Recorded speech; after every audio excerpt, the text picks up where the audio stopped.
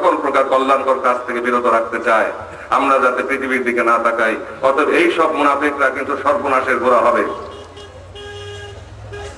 এবং এখানে প্রকাশ থাকে যে রাসূল পাক সাল্লাল্লাহু আলাইহি ওয়াসাল্লামের সময়ও কিন্তু এরকম মুনাফিক ছিল, যেমন আব্দুল্লাহ ইবনে উবাই সহ 370 জন মুনাফিক। তারা 12 বছর রাসূলুল্লাহ সাল্লাল্লাহু আলাইহি ওয়াসাল্লামের পিছনে নামাজ পড়ছে। তারপর আল্লাহ পাক রাসূল পাক সাল্লাল্লাহু আলাইহি ওয়াসাল্লামকে জানাইলেন যে এরাই হইতেছে মুনাফিক, আব্দুল্লাহ ইবনে উবাই তার সর্দার। সেই মুনাফিকের কাফন পর্যন্ত জিবরাইল আলাইহিস সালাম খুলে আনছিল। কেন? রাসূল পাক সাল্লাল্লাহু আলাইহি ওয়াসাল্লামের দিকে বদনজরে তাকানোর জন্য। সে তো নামাজ ঠিকই পড়তো। শয়তান হইল কেন? আল্লাহর ইবাদত তো সে ঠিকই করতো, এখনো সে আল্লাহকে মানে।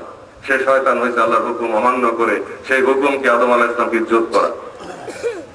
আজকের এই বর্তমান জামানায়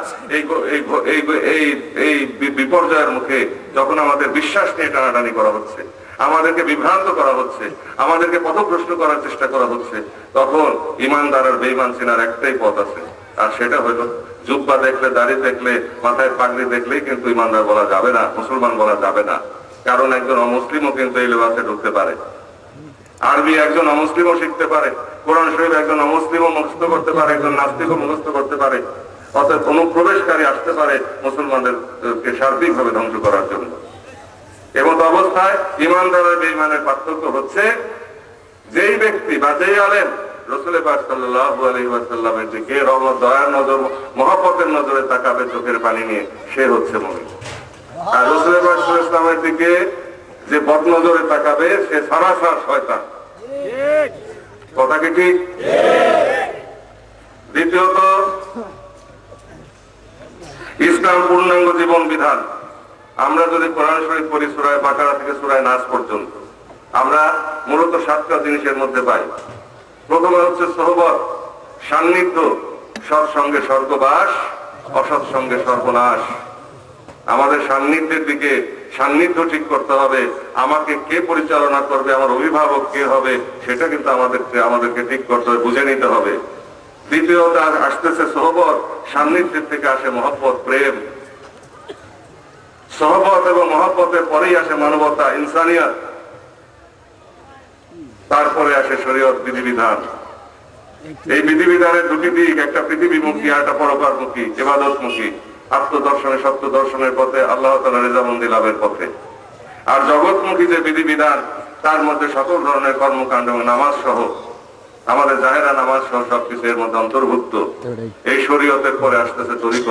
তরিকতটা কি? তরিকত হচ্ছে পথ, নূরময় পথ। যেই পথ ধরে সালেক আল্লাহ তাআলার দিদারের মাকামে যায়, উরুজ করে, মেরাজে যায়, সেই পথ ধরে এগোতে এগোতে এগোতে এগোতে একটা শেষ প্রান্ত আছে, যেখানে যে শেষ প্রান্ত সেটাকে বলে হকিকত। যেখানে মহাসমুদ্রের মোহনার মধ্যে যেরকম উত্তাল ঢেউয়ের সৃষ্টি হয়, তেমনি ভাবে হকিকত, তেমনি ভাবে উত্তাল ঢেউয়ের সৃষ্টি হয়। সেখানে মারিফতের শুরু হয় এবং মারিফতের মহাসমানাতে অনন্ত সমুদ্রের মধ্যে সালেক প্রবেশ করে। এরপর জাত পাকের সন্ধান সে পায়। ইহলোকের সকল কল্যাণকর কাজ এবং পারলৌকিক সকল কল্যাণকর কাজ হচ্ছে ইসলাম। ইসলাম হচ্ছে সলম, ইসলাম হচ্ছে সলম অর্থ শান্তি, আর শান্তির বহু বচন হইতে ইসলাম, সার্বজনীন শান্তি। ইহকাল এবং পরকালের শান্তি, পূর্ণাঙ্গ শান্তির পথ হচ্ছে ইসলাম। অতএব যে ইসলাম ফিতনা সৃষ্টি করে, যে ইসলাম ভাইকে ভাইয়ের ভিতরে উস্কায় দেয়, যে ইসলাম ক্ষমতা দখলের জন্য কোরআন শরীফকে ব্যবহার করতে চায়, যে ইসলাম নিজের স্বার্থ সিদ্ধির জন্য আল্লাহর হাবিবের জুব্বাকে ব্যবহার করতে চায়, সেটা ইসলাম হইতে পারে না। ইসলামের নামে প্রতারণা হইতে পারে, প্রহসন হইতে পারে। অতএব আজকে সময় এসেছে আল্লাহর হাবিবের পোশাক নিয়ে যেন কেউ প্রতারণা না করে। অপবিত্র মানুষের গায়ে থেকে বিশ্ব নবীর এই পোশাক, বিশ্ব নবীর এই পাগড়ি আমাদেরকে এখন খুলে নিতে হবে। তাই কবি নজরুল বলেছিলেন, অমুক হইতে কিতাব গ্রন্থ নাও জোর করে কেড়ে, যাহারা আনিল গ্রন্থ কিতাব সেই মানুষের বেড়ে, বুঝিছে গ্রন্থ ভণ্ডের দল, মুখ্যরা সব শোনো, মানুষ এনেছে গ্রন্থ, গ্রন্থ আনেনি মানুষ কোনো।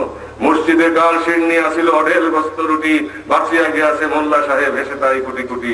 এমন সময় এলো মুসাফির গায়ে আজারের চিন, বলে বাবা আমি ভুকা বাঁকা আছি আজ নিয়ে 7 দিন। দেরিয়া হইয়া হাকিল মোল্লা, বেলা হলো দেখি লেখা, ভোকা আছো মর গোভাগারে গিয়ে নামাজ পড়িস বেটা। ভিখারি কহিল না বাবা। মোল্লা হাকিল তাহলে শালা সোজা পথ দেখ, গোস্ত রুটি নিয়ে মসজিদে দিল তালা। ভিখারি হাটিয়া চলে, চলিতে চলিতে বলে 80টি বছর কেটে গেল, আমি ডাকিনি তোমায় প্রভু, আমার ক্ষুধার অন্নতা বলে বন্ধ করনি প্রভু।